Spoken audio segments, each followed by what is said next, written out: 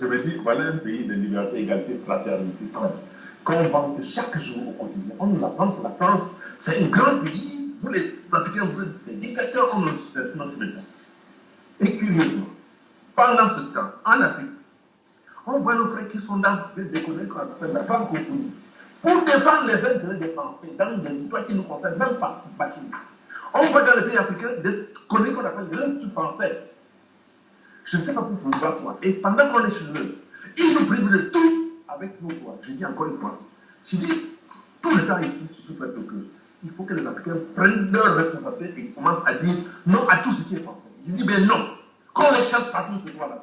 On ne peut pas voir un frère qui en a fait, qui jouit de tous ses droits.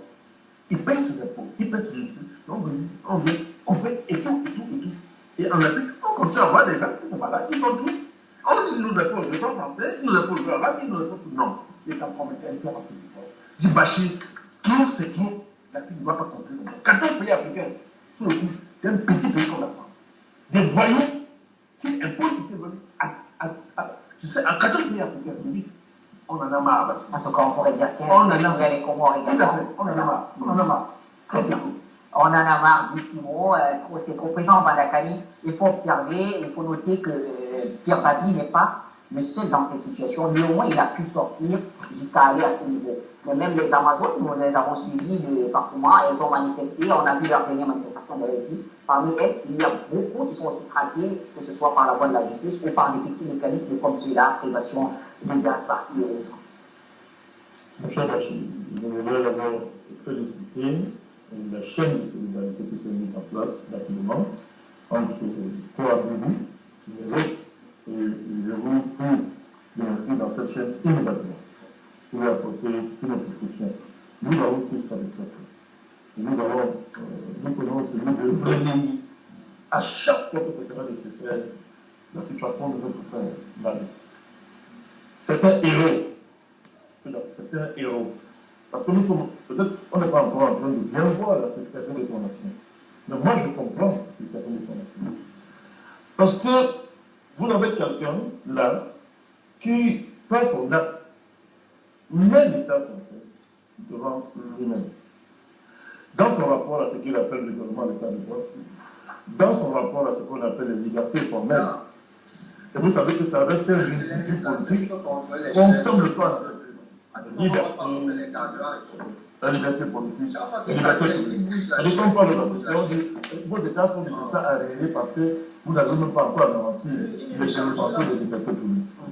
Comme quoi, enfin, les gens vous avez là quelqu'un qui, sur une base juridique extraordinaire, nous démontre une fois de plus, à la suite de votre que vous avez affaire à un État criminel. Vous avez affaire à une criminocratie. C'est le registre de la démocratie. C'est une criminocratie. Comment est-ce qu'on peut priver quelqu'un de quitter pour cette opinion? Pour une initiative garantie par la Constitution de pays. Vous êtes en dire, même les nazis n'étaient pas arrivés à ce niveau. C'est comme les nazis. Et c'est une vieille tradition française. Tout à l'heure, Brandi Papin de vous a parlé de Congo aussi. Pour avoir écrit ce livre en France, vous savez c'est comment on mettait en couvert en France. Si vous savez, à l'époque, et les médias français ne disaient rien. Comme il y aura un grand compte total dans tous les médias français, ce qui arrive à M. Babi. Il ira partout. Il ira au monde dans tous les médias français. Ils vont le chasser. Ils ne vont pas l'écouter. Il donne les leçons aux Africains. Vous êtes là en présence de la vérité de la France. Nous avons voulu citer plateau que vous ne pouvez pas être l'état de droit et aller créer des zones de non-droit ailleurs chez vous. Vous pouvez être démocrate à l'intérieur et être des nazis à l'extérieur. Vous ne pouvez pas être des civilisés à l'intérieur et être des sauvageons les plus barbares à l'extérieur. Il n'y a que la France, les pays occidentaux, qui cumulent cette contradiction infernale. Notre frère nous amène sur une plateau extrêmement frais cette égalité de la France. Une victime universelle comme présent, comme l'universalité des traditions françaises, l'universalité des discours, des mœurs politiques, la républicanité française est universelle. C'est un pays de civilisation. Ça, c'est l'habitude. Mais dans la pratique, Vous avez, et on est tout à l'heure, les ménages dessus. Vous avez fait un État criminel par essence. Vous devez tout à vous dire. C'est-à-dire que c'est un État criminel au niveau de sa conception philosophique, au niveau de son essence. C'est de cela qu'il s'agit. Parce que Bachir, pour que vous décidez de couper l'électricité et l'eau à un citoyen, parce qu'il est en train de faire honneur, soit disant à votre constitution, du moins dans son énoncé public, tel que vous le présentez aux gens. Le gars, il est la constitution de la France. Il croit que ces idéaux-là sont vrais. Parce que le crime de notre peuple, c'est d'avoir cru que c'est vrai. Il décide pour le bien de la France, au nom de la constitution française, de l'appeler à l'État français, le respect de la constitution. Et bien, quand on le fait, oh mon Dieu. C'est-à-dire, des jeunes dirigeants d'une nation qui aboutit à la suppression de l'eau et de l'électricité. Mais dis-moi dans quel pays africain vous avez vu ça? Est-ce que les nazis sont arrivés à ce niveau? Non, moi je fais que saluer l'action de ce frère pour dire que voilà une nation qui donne encore les éléments de preuve. Pour ceux qui continuent à croire que nous les exagérons, à croire que cette affaire-là, les gens ne seront pas la peine, et que vraiment, comment est-ce qu'on peut dire que la civilisation n'est pas française? Comment est-ce qu'on peut dire que la civilisation n'est pas bonne? Voilà un élément de preuve, qui va dire c'est un peu ici. Le dossier peut que se constitue. Le dossier peut que s'élargir.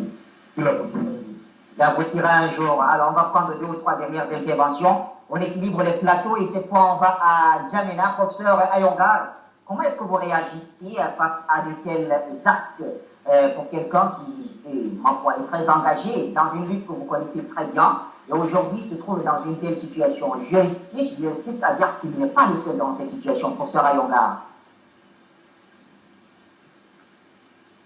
Je vous dis que cette situation, elle est permanente par la France. Hein. Moi-même qui vous parle, en 1980, en 1983, j'ai intervenu sur les fondements, j'ai intervenu sur l'étude du livre vert à Tripoli, en écrivant les fondements mathématiques du livre vert. J'étais étudiant à l'université du Bénin au Togo. À mon retour, on me prend, on m'enferme. J'ai fait 18 mois de détention arbitraire à la gendarmerie. Et l'ambassadeur de France s'entendait pour me rapatrier, pour m'extrader au Tchad. Et il a fallu l'intervention de Sankara et des étudiants pour qu'on me garde pendant 18 mois. Après, on m'a expulsé sur le Bénin. Ça, c'est permanent par la France. Dès qu'on arrive à toucher la question de la monnaie ou de l'indépendance monétaire financière de l'Afrique, vous êtes harcelé de toutes parts. Et c'est permanent. Et cette situation qui vient de se dérouler avec mon frère Betty, et je pense que moi, ça ne m'étonne pas. Et il faudrait s'attendre. Et c'est un combat que nous devons aller jusqu'au final. Il faudrait qu'on se débarrasse de cette France-là qui nous empêche d'avancer, qui nous appauvrit et qui tue nos chefs d'État, qui assassine nos penseurs. Et je pense qu'il faut qu'on en finisse avec cette France-Afrique, ou même le fait qu'on maintienne nos frères de la diaspora d'une manière asservie. Et il faudrait qu'on en finisse avec cela. Voilà ce que je peux vous dire. Professeur, alors Jean Gouin, comment vous réagissez à la Dans un premier temps, il faut commencer d'abord par féliciter Marie parce que c'est un héros. Ce qu'il vient de poser comme acte est héroïque, tout à fait héroïque, parce qu'il s'est attaqué dans les règles du droit, de la démocratie en France, enfin de la prétendue démocratie en France, il s'est attaqué à l'État et aux contradictions, effectivement, de l'État français. Et il s'est attaqué au tribunal, l'instance la plus haute en France. Donc, je crois qu'il faut d'abord les féliciter, et c'est des actes que nous devons tous entreprendre. Je dirais à lui, n'hésitez pas à lui passer mes coordonnées, et puis, dès que je retourne en France, qu'il prenne contact avec moi et qu'on puisse mener ensemble ce combat-là. Je pense que c'est un combat qui nous concerne tous. Parce qu'aujourd'hui, croyez-moi, ça montre combien de fois que nous sommes véritablement dans une guerre de civilisation. C'est une guerre de civilisation. C'est vrai, disent-ils, ils pensent-ils, ils ont pris l'avance depuis l'esclavage, le colonialisme, le post-colonialisme, aujourd'hui l'impérialisme est là. Ils ont pris beaucoup d'avantages. Mais, comme le disait tout à l'heure mon frère Simon, je crois que l'Afrique, pas l'Africain, est debout. Voilà un frère, un jeune frère qui est debout. Nous devons que le soutenir. Nous ne pouvons pas accepter cela. Voilà un pays qui se réclame un pays fondateur des droits de l'homme. Voilà un pays qui se réclame un pays démocratique et qui donne des leçons en permanence aux Africains. Comme quoi nous sommes des États voyous, disent-ils, ou des États de merde, comme l'autre disait, le fou disait,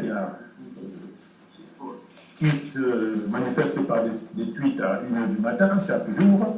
Et voilà, c'est ce pays-là, vous portez plainte contre l'État, et ça s'est fait. Ça s'est fait. Le problème, c'est qu'on touche là un mécanisme qui risque de remettre en cause, bien évidemment, je dirais, le système qui nous a envahis, le système qui organise un génocide de l'Afrique jusqu'à ce jour. Je prends un seul exemple aussi de ce système-là. Parce que contrairement à ce qu'on pense, les guerres qui nous ont menées, les guerres militaires, aujourd'hui, il y a d'autres armes qui mènent qui peuvent tout simplement continuer à organiser la déstabilisation de l'Afrique. L'autre arme, l'arme médiatique des Occidentaux qui est partout chez nous, partout, dans nos chambres, avec nos enfants. Ils ont donné à nos enfants, quel enfant qui ne réclame pas de son téléphone avec la 3G pour pouvoir télécharger des films, etc. C'est une arme de destruction, ils ont dit massive, sans le but. Donc quand on a un jeune frère qui se bat à ce niveau-là, il faut qu'il fasse appel tout simplement à d'autres, parce qu'en France et en Europe, il faut vraiment, au niveau de la Belgique, il y a des associations là-bas, il faut absolument qu'ils cherchent ces associations-là, qu'ils créent autour de lui, bien évidemment, une ceinture associative qui permettra de faire en sorte que, eh bien, les vacheries, aussi mesquines qu'on vient de pratiquer sur lui, ne puissent plus arriver et qu'ils puissent s'exprimer. Après tout, hein, moi je l'ai dit souvent, contrairement à ce qu'on pense, cette France-là ou cette Europe-là, c'est l'Afrique de demain. Nous allons prendre cette France-là et cette Europe. Très bien. Merci Jean-Bouin. Alors, on retourne à Yaoundé.